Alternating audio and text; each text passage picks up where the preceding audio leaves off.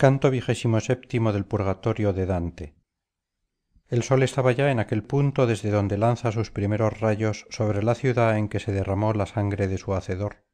El Ebro caía bajo el alto signo de Libra y las ondas del Ganges estaban arrastradas por el ardor del mediodía, por lo cual iba a desaparecer el día, cuando se nos apareció placentero el ángel de Dios, que apartado de la llama se puso en la orilla a cantar Beati mundo corde, en voz bastante más viva que la nuestra. Después dijo: no se sigue adelante, almas santas, si el fuego no os muerde antes. Entrad en él y no os hagáis sordas al cántico que llegará hasta vosotras. Así habló cuando estuvimos cerca de él, por lo que me quedé al oírle como aquel a quien arrojan en la fosa.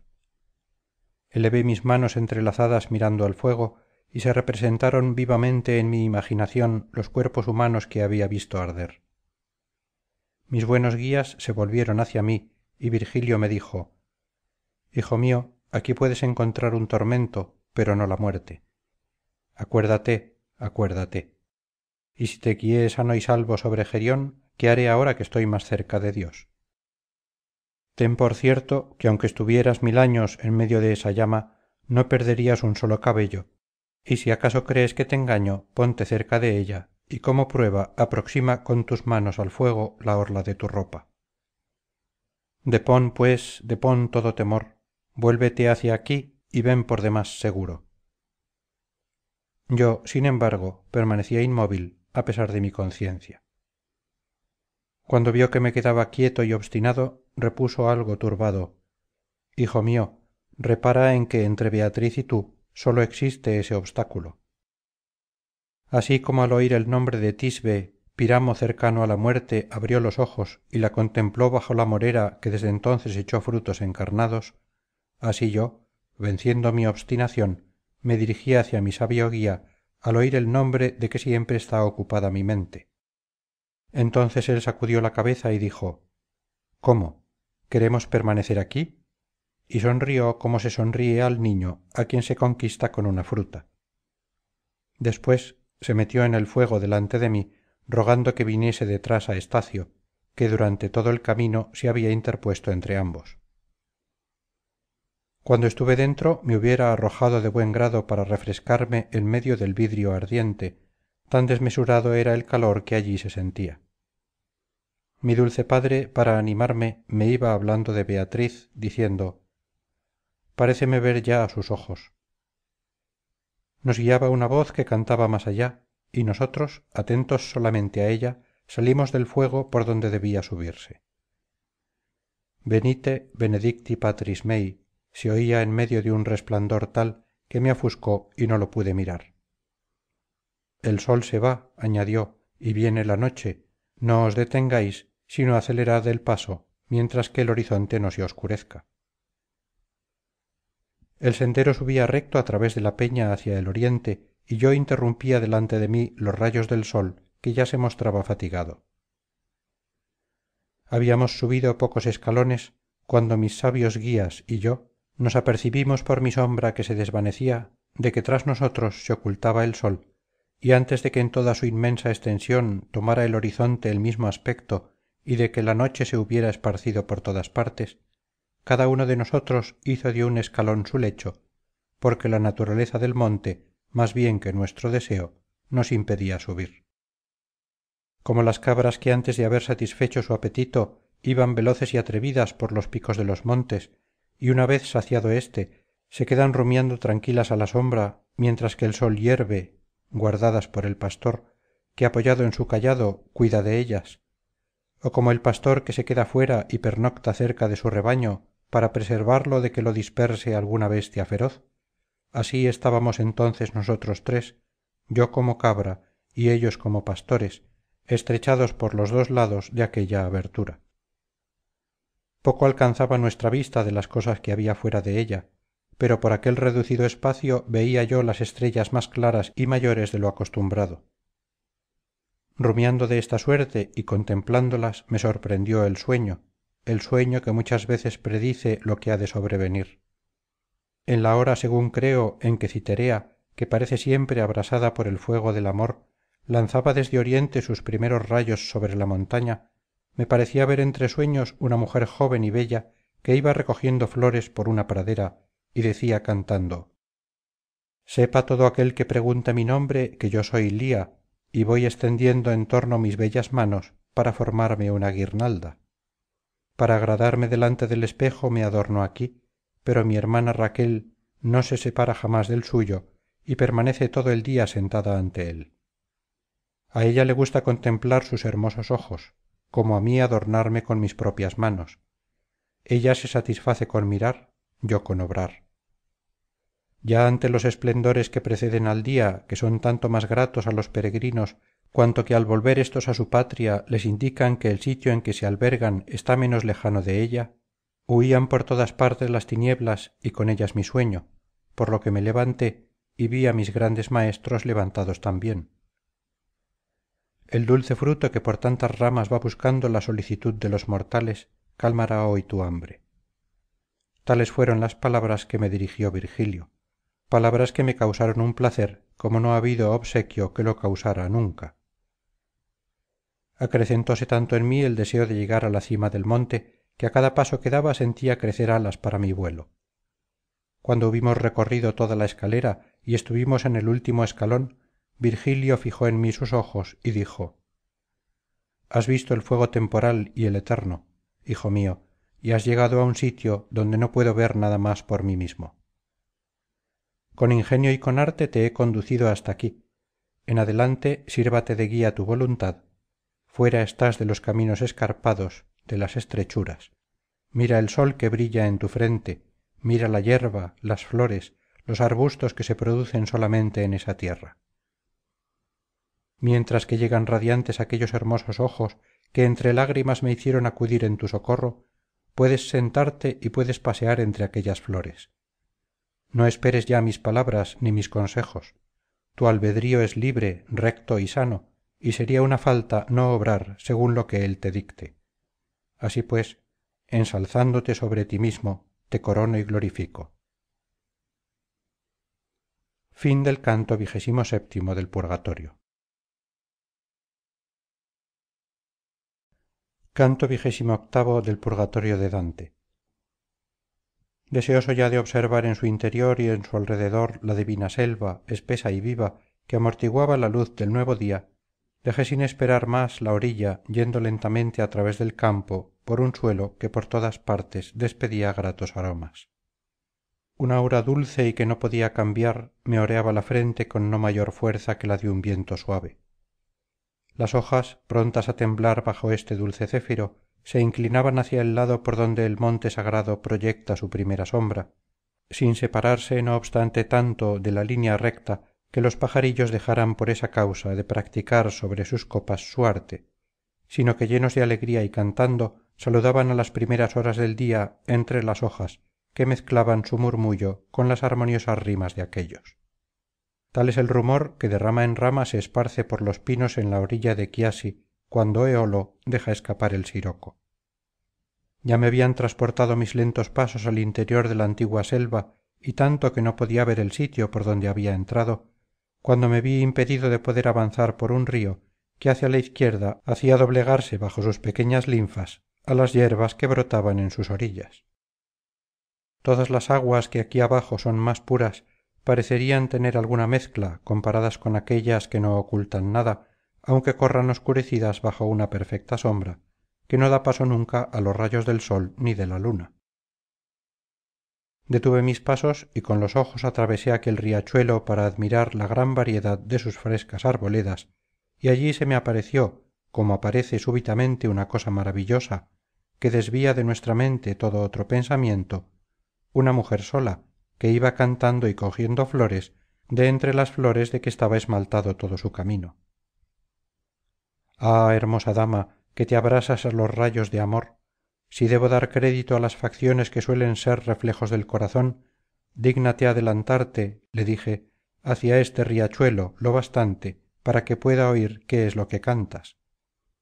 Tú traes a mi memoria el sitio donde estaba y cómo era Proserpina cuando la perdió su madre y ella perdió sus lozanas flores. como una mujer que al bailar gira sobre sí misma con los pies unidos, poniendo apenas uno delante de otro, así se dirigió aquella hacia mí sobre las florecillas amarillas y encarnadas, semejante a una virgen que inclina sus modestos ojos. Satisfizo mis súplicas, aproximándose tanto que llegaba hasta mí la dulce armonía de su canto y sus palabras claras y distintas. Así que estuvo en el sitio donde las hierbas están bañadas por las ondas del lindo riachuelo, me concedió el favor de levantar sus ojos. No creo que saliera tal resplandor bajo las cejas de Venus cuando su hijo la hirió inconsideradamente. Ella sonreía desde la orilla derecha, cogiendo mientras tanto las flores que aquella dichosa tierra produce sin necesidad de simiente. El río nos separaba a la distancia de 3 pasos, pero el Helesponto, por donde pasó Jerjes, freno que modera aún el orgullo humano, no fue tan odioso a Leandro por el impetuoso movimiento de sus aguas entre Sesto y Abido como lo era para mí por no abrirme paso. «Sois recién llegados», dijo ella, «y quizá porque me sonrío en este sitio escogido por nido para la humana naturaleza, os causo asombro y quizá alguna sospecha, pero el salmo del Ectasti esparce una luz que puede disipar las nubes de vuestro entendimiento. Y tú que vas delante y me has rogado que hable, dime si quieres oír otra cosa, que yo responderé con presteza a todas tus preguntas, hasta dejarte satisfecho». El agua, le dije, y el rumor de la floresta impugnan en mi interior una nueva fe sobre una cosa que he oído y que es contraria a esta. A lo que ella contestó: «Te diré cómo procede de su causa eso que te admira, y disiparé la nube que te ciega. El sumo bien, que se agrada a sí mismo, hizo al hombre bueno y apto para el bien, y le dio este sitio por arras en señal de eterna paz. El hombre, por sus culpas, permaneció aquí poco tiempo, por sus culpas cambió su honesta risa y su dulce pasatiempo en llanto y en tristeza. A fin de que todas las conmociones que bajo este monte excitan las exhalaciones del agua y de la tierra, que van mientras pueden tras el calor, no molestasen al hombre, se elevó este monte hacia el cielo tanto cuanto has visto, y se ve libre de todas ellas desde el punto donde se cierra su puerta. Ahora bien, como el aire agita en torno de la tierra con la primera bóveda movible del cielo, si el círculo no está roto por algún sitio, un movimiento semejante viene a repercutir en esta altura, que está libre de toda perturbación en medio del puro aire, produciendo este ruido en la selva porque es espesa.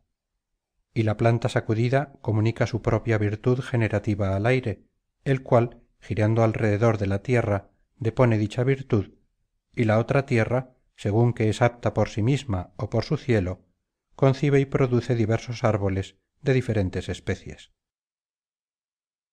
Una vez oído esto, ¿no te parecerá ya maravilloso que haya plantas que broten sin semillas aparentes? Debes saber además que la santa campiña en que te encuentras está llena de toda clase de semillas y que encierra frutos que allá abajo no se cogen. El agua que ves no brota de alguna vena que esté renovada continuamente por los vapores que el frío del cielo convierte en lluvia, como un río que adquiere o pierde caudal, sino que sale de una fuente invariable y segura que recibe de la voluntad de Dios cuanto derrama por 2 partes. Desde ésta desciende con una virtud que borra la memoria del pecado, desde la otra renueva la de toda buena acción. Por aquí se llama leteo, por el otro lado eunoe, y no produce sus efectos si no se bebe en aquel primero que en éste. Su sabor está por encima de todos los demás, y aunque tu sed esté lo bastante mitigada para que te informes más, por una gracia especial, te daré aún un corolario, y no creo que mis palabras te sean menos gratas si por ti van aún más allá de mis promesas. Aquellos que antiguamente fingieron la edad de oro y su estado feliz, quizá soñaron que el Parnaso estaba en este sitio. Aquí fue inocente el origen de la raza humana. Aquí la primavera y los frutos son eternos. Este es el verdadero néctar de que todos hablan. Entonces me volví completamente hacia mis poetas y vi que habían acogido con una sonrisa esta última explicación. Después dirigí mis ojos hacia la bella dama. Fin del canto 28 del Purgatorio. Canto 29 del Purgatorio de Dante. cantando como mujer enamorada y como complemento de sus últimas palabras, entonó Beati quorum tecta sunt peccata, y como ninfas que se van solas por las umbrías selváticas, deseosas unas de huir y otras de ver el sol, se puso en marcha contra el curso del río caminando por la orilla, y yo, poniéndome al igual suyo, seguí sus cortos con mis cortos pasos. Entre los dos no habíamos adelantado aún 100, cuando las orillas, sin dejar de ser equidistantes, presentaron una curva de modo que me volví hacia adelante. No siguió así nuestro camino por mucho tiempo, cuando la dama se volvió enteramente hacia mí, diciendo: «Hermano, mira y escucha». Y he aquí que un súbito resplandor recorrió la gran selva por todas sus partes, tan brillante que dudé si había sido un relámpago. Pero como éste desaparece con la misma celeridad que aparece, y aquel fulgor resplandecía más cuanto más duraba, decía entre mí: «¿Qué será esto?». Circulaba por el luminoso aire una dulce melodía, por lo cual mi buen celo me hizo censurar la ligereza de Eva, pues que allí donde obedecían la tierra y el cielo, aquella mujer sola y que apenas concluía de estar formada, no pudo sufrir el permanecer bajo ningún velo. Cuando se hubiera permanecido resignada bajo él, hubiera yo experimentado más pronto y luego eternamente aquellas inefables delicias. Mientras que yo iba como en suspenso por entre tantas primicias del placer eterno, y deseoso todavía de más dichas, apareció ante nosotros el aire, semejante a un gran fuego, bajo las verdes ramas, y la dulce armonía que habíamos percibido llegó hasta nosotros como un canto claro y distinto. Oh sacrosantas vírgenes, si alguna vez he soportado por vosotras el hambre, el frío y las vigilias, la necesidad me impele a demandar vuestro socorro. Es preciso que el Licona derrame por mí sus aguas y que Urania me ayude a poner en verso cosas difíciles de concebir. Equivocado por la gran distancia que habita entre nosotros y ellos, creí distinguir un poco más allá 7 árboles de oro, pero cuando me hube aproximado tanto que el objeto común que engañara los sentidos no podía, a pesar de la distancia, perder ninguno de sus efectos, la virtud que prepara materia al raciocinio me descubrió que aquellos eran candelabros y que las voces cantaban hosanna. En su parte superior flameaba el bello orden de los candelabros, más claro que la luna a medianoche y a la mitad de su mes. Me volví lleno de admiración al buen Virgilio, y él me respondió con una mirada no menos impregnada de estupor. Después dirigí mi atención hacia los altos candelabros que avanzaban tan lentamente en nuestra dirección que una recién desposada los hubiera vencido en celeridad. La dama me gritó: «¿Por qué contemplas con tanto ardor esas vívidas luces y no reparas en lo que viene tras ellas?». Entonces vi detrás de aquellas luces y como sirviéndoles de guía, personajes vestidos de un blanco tan puro como no ha brillado jamás en el mundo. A la izquierda resplandecía el agua y reflejaba la parte izquierda de mi cuerpo, así es que me miraba en ella como en un espejo. Cuando desde mi orilla llegué a un punto en que sólo me separaba el río de aquellos, me detuve para examinar mejor y vi las llamas caminando hacia adelante, dejando tras sí el aire coloreado, semejantes a banderolas extendidas, de modo que en lo alto se veían claramente 7 listas, conteniendo aquellos colores de que el sol hace su arco y la luna su cinturón. Aquellas banderolas se extendían por el cielo más allá de lo que alcanzaba mi vista, y según me pareció, se alejaban 10 pasos del último candelabro visible los que venían enseguida. Bajo el hermoso cielo que describo se adelantaban de dos en dos 24 ancianos coronados de flores de lis. Todos cantaban: «Bendita tú eres entre las hijas de Adán, y benditas sean eternamente tus bellezas». Después que las flores y las frescas hierbecillas que había en la otra orilla frente a mí se vieron libres de aquellos espíritus elegidos, como la luz sucede en el cielo a la luz, vinieron tras ellos 4 animales, coronado cada cual de verdes hojas. Cada uno de ellos tenía 6 alas, con las plumas llenas de ojos, como serían los de Argos si viviesen.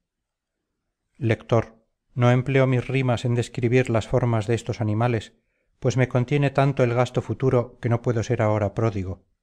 Pero puedes leer a Ezequiel, que los pinta tales como los vio acudir en las frías regiones, con el viento, con las nubes y con el fuego, y del mismo modo que los encontrarás en sus libros, así se presentaban aquí, si se exceptúa que en cuanto a las alas, Juan está conmigo y se separa de él.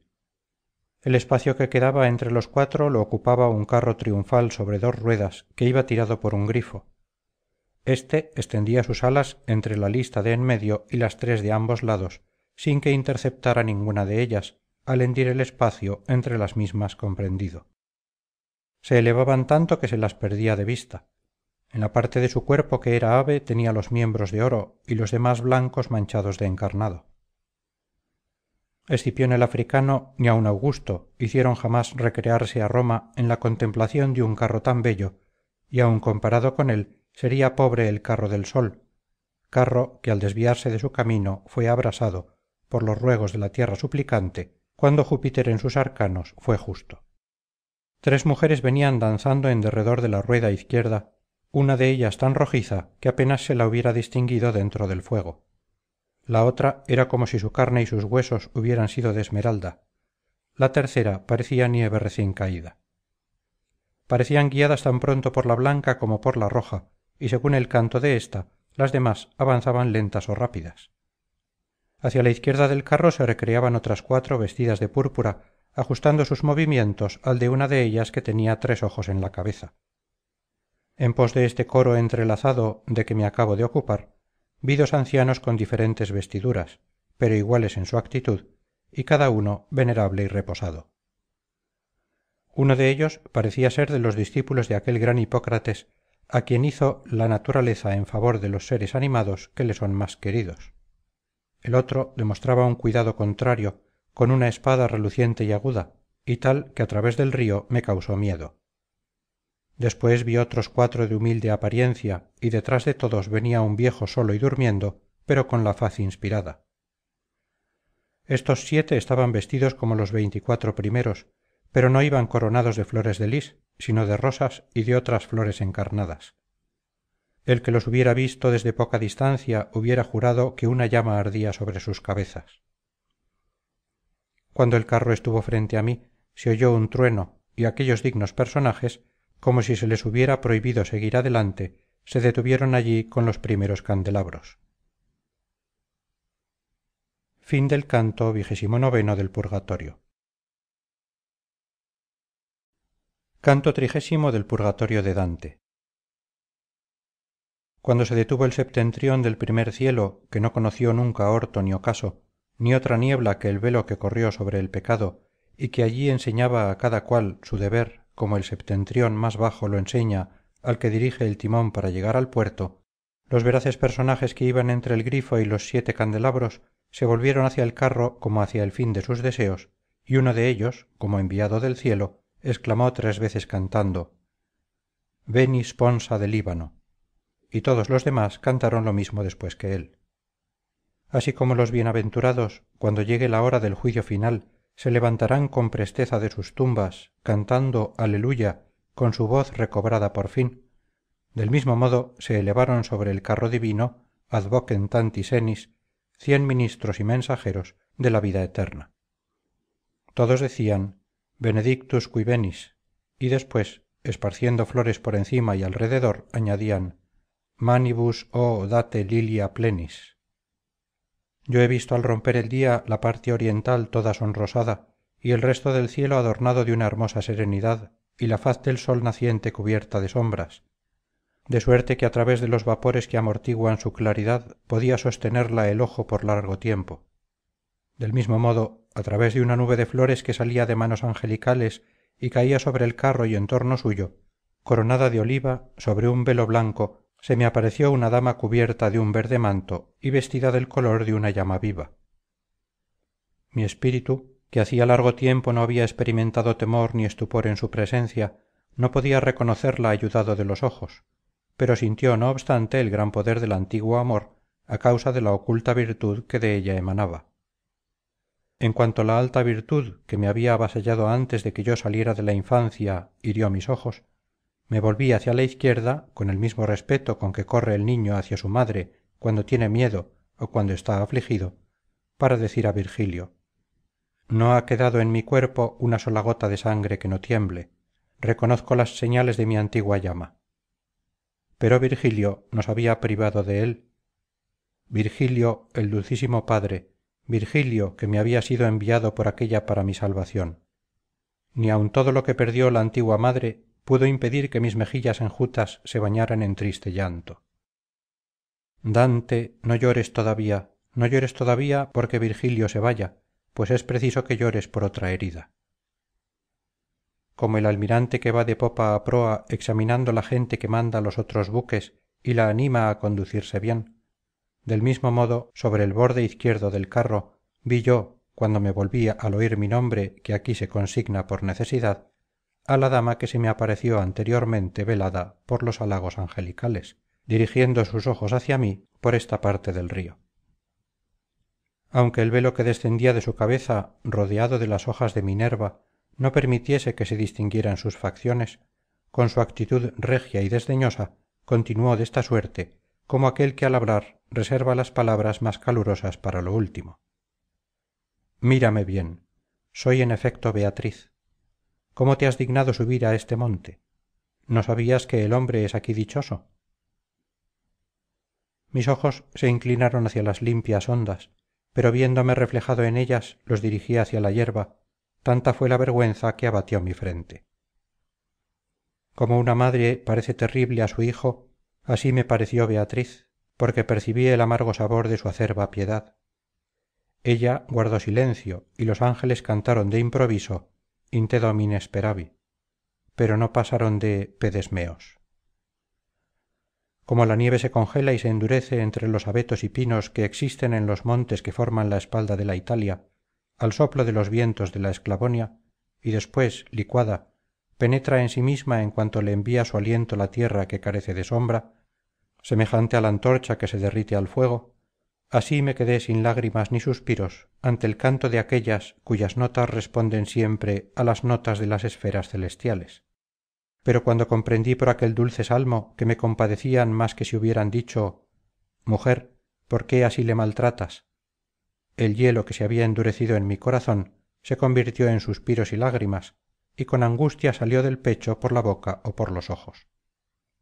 Estando ella, sin embargo, inmóvil sobre el extremo izquierdo del carro, dirigió de este modo sus palabras a las compasivas sustancias.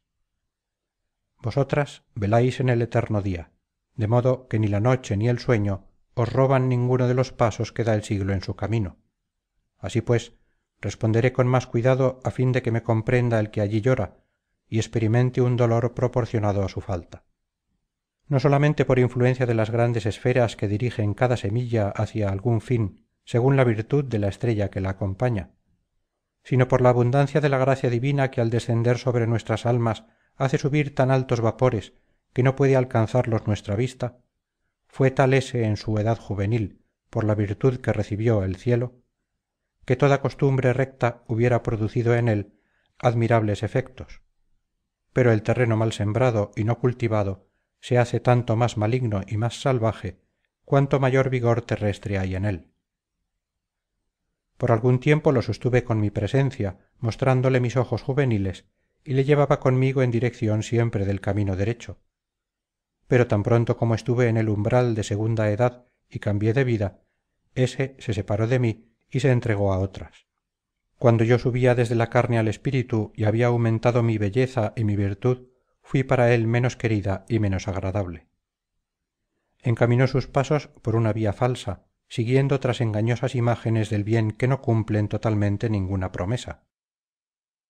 Ni siquiera me ha valido obtener para él inspiraciones por medio de las cuales le llamaba en sueños o de otro modo, según el poco caso que de ellas ha hecho.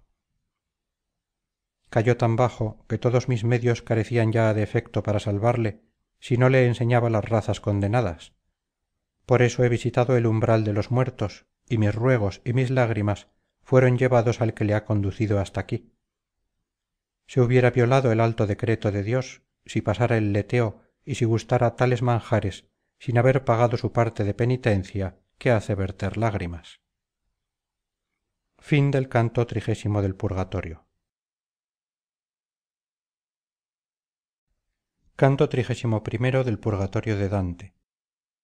Oh tú que estás a la otra parte del río sagrado, empezó de nuevo a decir, dirigiéndome la punta de sus palabras cuyo filo me había parecido antes tan áspero y persiguiéndome sin demora.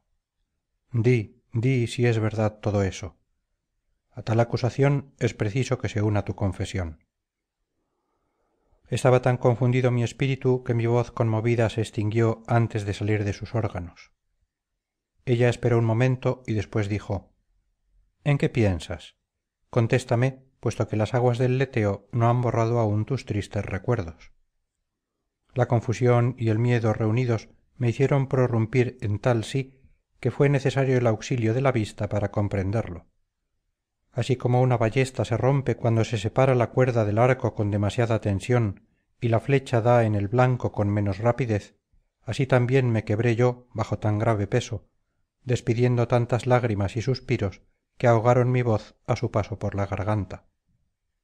Entonces me dijo: en medio de los saludables deseos que procedían de mí y que te impulsaban a amar el bien, más allá del cual no hay otra cosa a que aspirar, ¿qué fosos insuperables o qué cadenas has encontrado para perder de tal modo la esperanza de pasar adelante? ¿Qué ventajas o atractivos descubriste en la frente de los otros para que debieras vagar en torno de aquellos objetos? Después de haber exhalado un amargo suspiro, apenas tuve bastante voz para responder, voz que mis labios formaron con trabajo. Llorando dije: las cosas presentes encaminaron mis pasos con sus falsos placeres en cuanto se ocultó para mí vuestro rostro. Ella me respondió: aunque callases o negases lo mismo que ahora confiesas, no por eso sería menos conocida tu falta.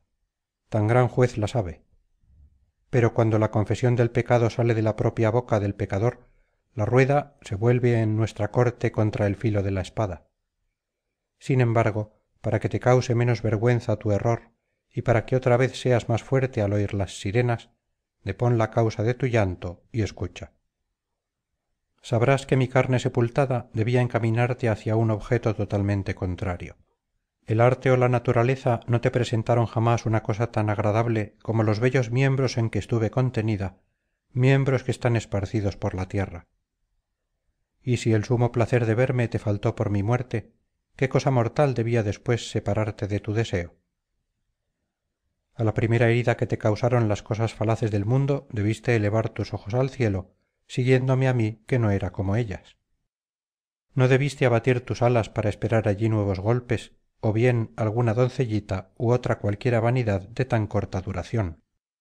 El tierno pajarillo espera 2 o 3 asechanzas, pero ante los ojos de los pájaros cubiertos de pluma en vano se despliegan las redes, en vano se lanzan flechas. Yo estaba como los niños mudos de vergüenza y con los ojos fijos en el suelo, escuchando de pie, reconociendo sus faltas y arrepentidos. Después añadió: puesto que demuestras tan contrito por lo que has oído, alza tu barba y experimentarás más dolor mirándome. Con menos resistencia se desarraiga la robusta encina, ya al embate de nuestro viento, ya al del viento del país de Jarba, de la que yo empleé en levantar la barba al oír su orden. Y cuando dio el nombre de barba a mi rostro, conocí el veneno que encerraban sus palabras. Por fin, cuando levanté el rostro, mis ojos vieron que las primeras criaturas habían cesado de esparcir flores, y mis miradas, poco seguras aún, vieron a Beatriz vuelta sobre la fiera que es una sola persona con 2 cabezas. Cubierta con su velo y al otro lado de la verde orilla, parecióme que se vencía a sí misma en su primitiva belleza, mucho más de lo que vencía a las demás mujeres cuando vivía en el mundo. La ortiga del arrepentimiento me punzó tanto que de todas las cosas mortales aquella que más me desvió hacia su amor me fue la más odiosa. Semejante arrepentimiento me oprimió el corazón y casi desvanecido, y lo que me sucedió entonces lo sabe aquella que fue la causa de todo. Cuando el corazón me restituyó la facultad de percibir las cosas exteriores, vi sobre mí a la dama que antes había encontrado sola, diciendo: «Sosténme, sosténme». Me había metido en el río hasta la garganta e impeliéndome tras ella iba caminando sobre el agua ligera como una navecilla. Cuando estuvo cerca de la dichosa orilla oí tan dulcemente aspergesme que no sólo no lo sabría escribir, sino ni aun recordarlo. La hermosa dama abrió sus brazos, los pasó alrededor de mi cabeza y me sumergió donde debía yo beber el agua. Después me sacó fuera y mojado como estaba me ofreció a las 4 bellas bailarinas, cada una de las cuales extendió sobre mí su brazo. aquí somos ninfas y en el cielo estrellas. Antes de que Beatriz descendiese al mundo fuimos designadas como siervas suyas. Te conduciremos ante sus ojos. Pero las otras tres que allí están y que tienen la vista más penetrante aguzarán la tuya en la doble luz que está dentro de ellos. Así me dijeron cantando, y después me llevaron al pecho del grifo, en donde estaba Beatriz vuelta hacia nosotros. Enseguida añadieron: no economices tus miradas, te hemos puesto delante de las esmeraldas desde donde amor te ha lanzado sus dardos. 1000 deseos más ardorosos que la llama atrajeron mis ojos hacia aquellos ojos brillantes que estaban fijos sobre el grifo. Como el sol en un espejo, la doble fiera se reflejaba en ellos ya de un modo ya de otro. Piensa, lector, si yo estaría maravillado al ver al grifo permanecer tan inmóvil en sí mismo y transformándose en su imagen reflejada. Mientras que llena de estupor y gozosa mi alma gustaba aquel alimento que satisfaciéndola la hacía más deseosa de él, aquellas tres que demostraban en su actitud ser de un rango más elevado se adelantaron, cantando, a sus otras 4 angélicas compañeras. Vuelve, Beatriz, vuelve tus ojos santos, tal era su canción, hacia tu fiel, que ha dado tantos pasos para verte. Por gracia, haznos la gracia de descubrirle tu faz, de modo que contemple la nueva belleza que le ocultas. Oh esplendor de viva luz eterna, ¿quién es el que habiendo palidecido a la sombra del Parnaso o bebido en su cisterna, no tendría la mente ofuscada al intentar presentarte tal cual apareciste allí donde el cielo te circundaba, resonando con su acostumbrada armonía cuando al aire libre te descubriste? Fin del canto 31 del Purgatorio.